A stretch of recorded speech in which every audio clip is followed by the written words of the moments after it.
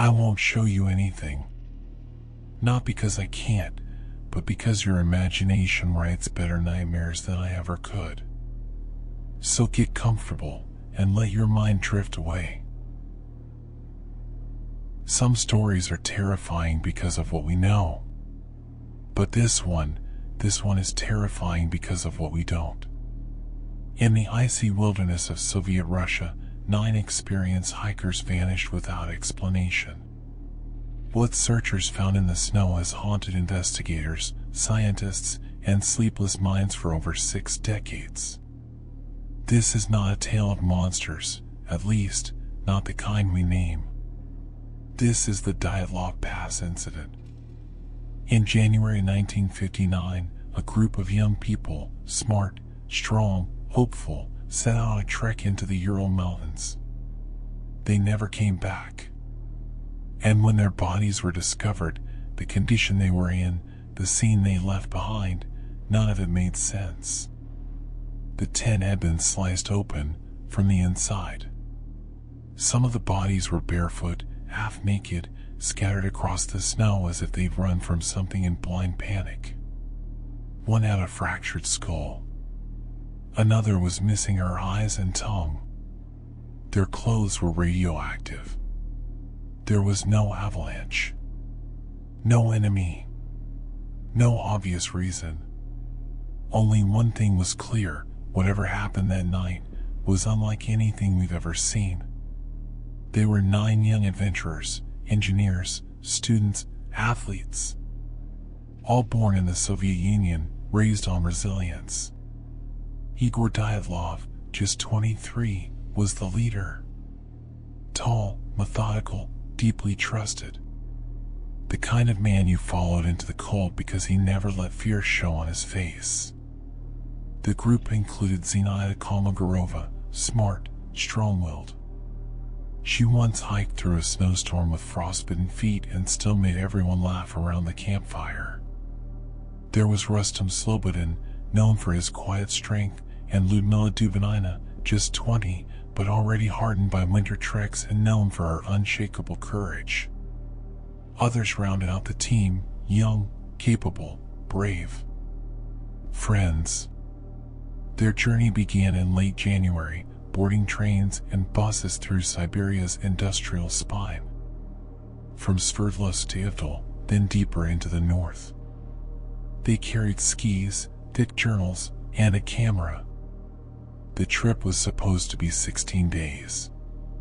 Their destination, Mount Otorten, far into the Ural wilderness.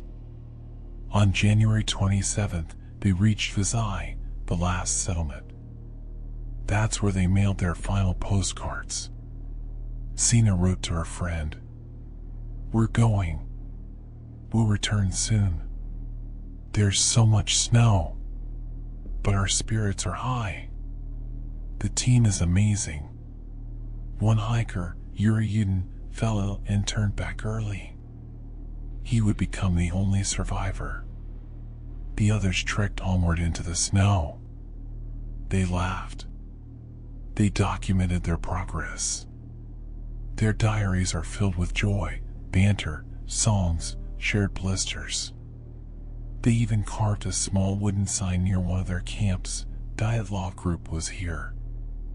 They were proud, alive, and completely unaware of what was waiting for them just days ahead. On January 31st, they began ascending a ridge near a mountain called Kholat Syakhl. The name means Mountain of the Dead in the language of the local Mansi people.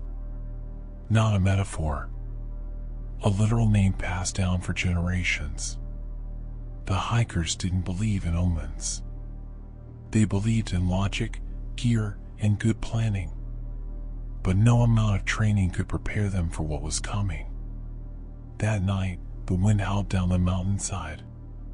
The temperature dropped to minus 30 degrees Celsius. And sometime between dusk and dawn, 9 strong, intelligent, joyful young people vanished. Back at the university in Sverdlovsk, no one panicked at first.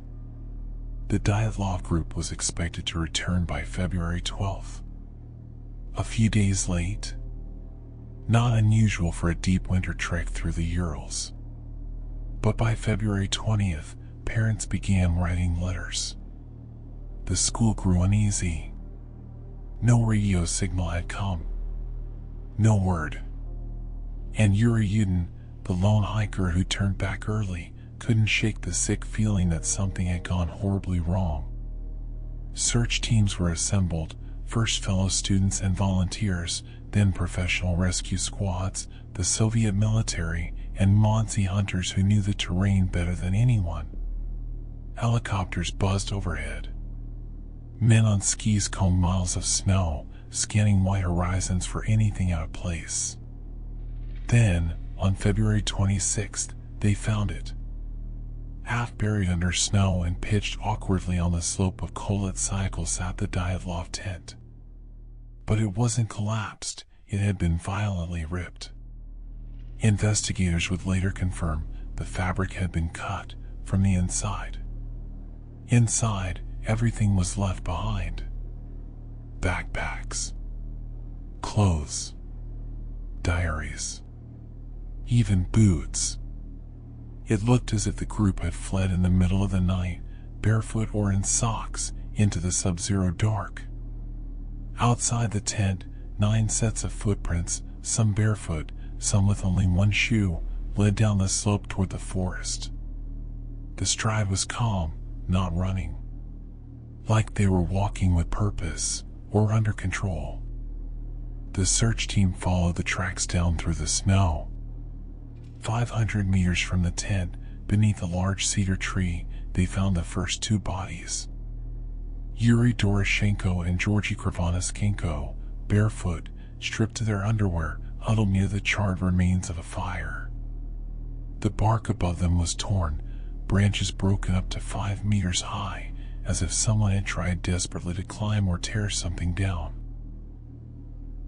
Between the tree and the tent, they found 3 more. Dyatlov himself, Zinaida, Rustam. Their position suggested they had been trying to return to camp. As if, whatever made them flee, they regretted it. But the last 4 were missing. Gone. Swallowed by snow and silence. The forest held its breath, and the searchers began to realize this was no ordinary disaster. Weeks passed. The search intensified. Dogs were brought in. Probes pushed into deep snow. Yet still, no sign of the last 4 hikers. It was as if the mountain had swallowed them whole. Finally, in early May, the snow began to melt. A search dog picked up a faint scent near a ravine 75 meters deeper into the woods. The team began to dig. They unearthed branches, then scraps of fabric. Then, something far worse. One by one, the final 4 bodies emerged from beneath over 4 meters of snow. They were found in a shallow den, hollowed out beneath the branches, as if they had tried to build shelter in a last, desperate moment. But whatever hope they clung to, it hadn't saved them. Ludmila Dubinina's injuries were the most disturbing. Her chest was caved in, multiple ribs fractured, the bones broken with a force comparable to a car crash. She was missing her eyes. Her tongue was gone. Not cut. Gone. Alexander Kolevatov and Semyon Zolotaryov lay nearby, faces frozen in expressions of agony. One had severe skull trauma. Internal injuries with no external wounds. Clothes torn, not by enemies, but by the group themselves, as if someone had given the dying their own coats in a last act of mercy. Or madness. Nikolai Thibault-Brignol, the last of them, had a shattered skull, a wound impossible to explain with a fall or even a fight. There were no defensive marks. No bruises on his arms or hands. Worse still, traces of radiation were found on some of their clothing. Investigators tried to make sense of what they were seeing. The official reports gave the cause of death for most as hypothermia, with others marked as trauma from unknown force. No murder weapons. No signs of struggle. No enemy tracks. Just a group of experienced hikers running barefoot into the freezing dark. And yet, there were signs of planning. That snow den hadn't dug itself. Some of them had kept their wits even as death circled closer. There was organization. Even calm. Which made the panic at the tent all the more confusing. Why would seasoned hikers cut their tent open from the inside, flee into minus 30 degrees Celsius cold, and separate in the woods with no clear direction? Why had they removed their clothes and died mere meters from shelter? And why were the most brutal injuries suffered by those furthest from the tent? No answers came. Only more questions. The wind on the mountain grew colder. The forest, still and silent. And with the final four found, the horror was complete. But the mystery was only beginning. The case was officially closed in May 1959, with a vague and deeply unsettling conclusion.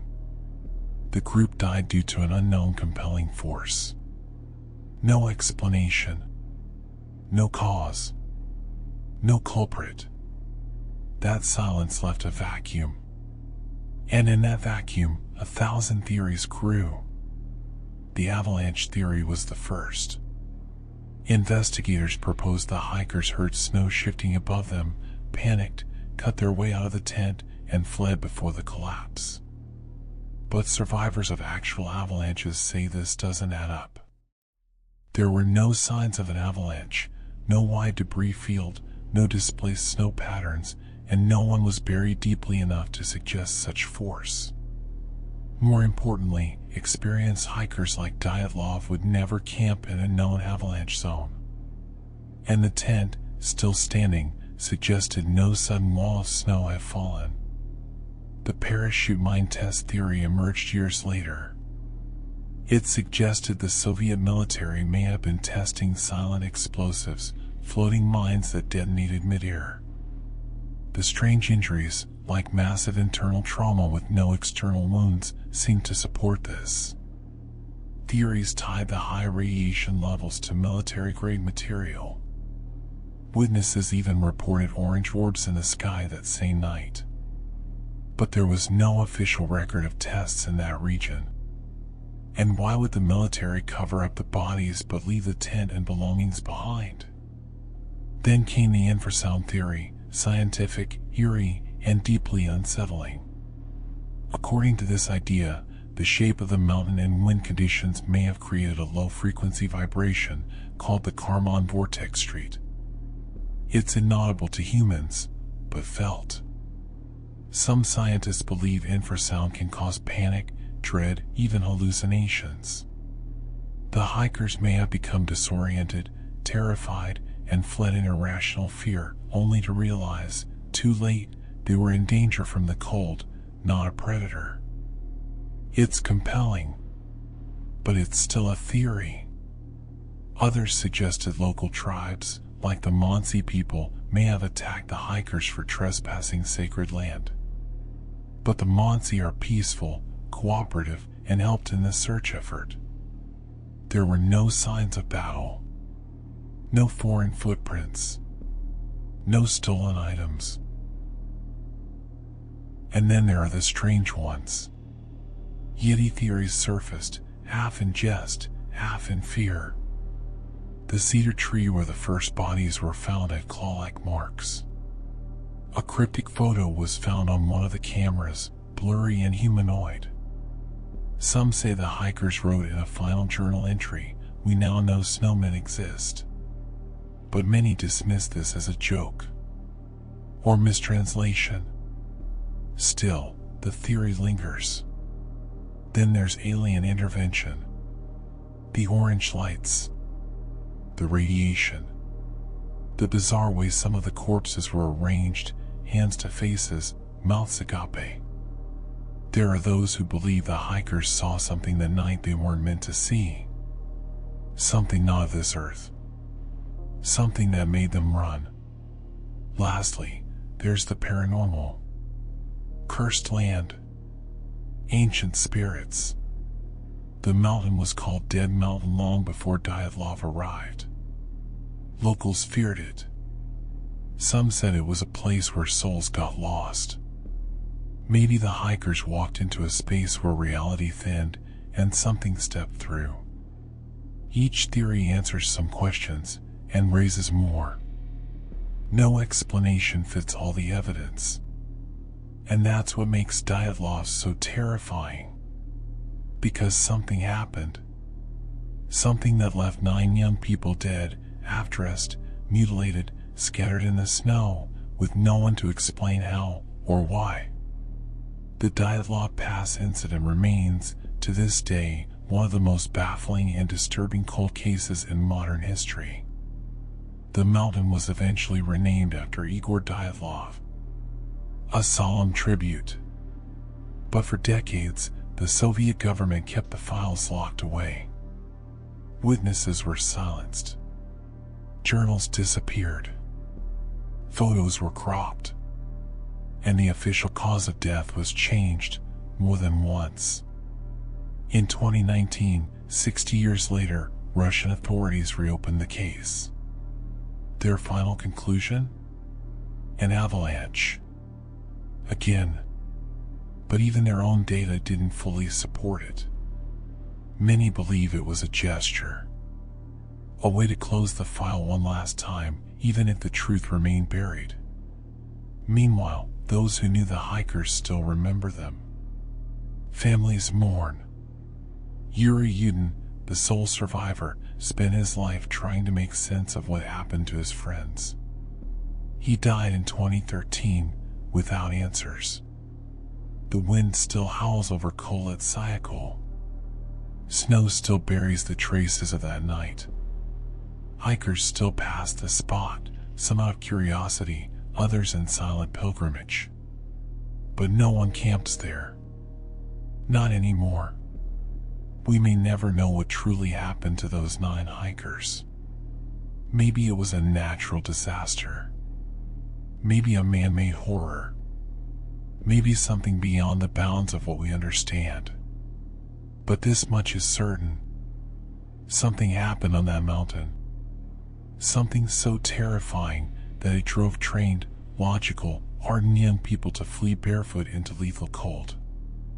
And whatever it was, it didn't leave a single survivor to tell the tale.